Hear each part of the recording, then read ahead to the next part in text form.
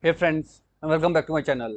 This video is all about fixing the issue with Battlefield 6. While launching the game onto the Xbox, you are getting an unknown error occurred while launching the game. So without wasting time, let's go ahead and directly proceed with the resolution. You need to right click on Start menu and choose option 1. Type here ncpa.cpl and then hit the enter key. Now right over here, whichever your Wi-Fi is, right click and go to its properties. Here first of all, uncheck the option TCP/IP v6. Then click on TCP/IP v4 and go to its properties.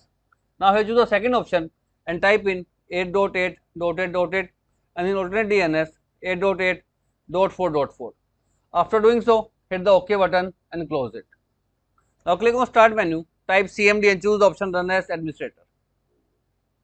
Type here a command ipconfig /flushdns and hit the enter key. Now close it and try to launch the game, and hopefully the issue will be fixed.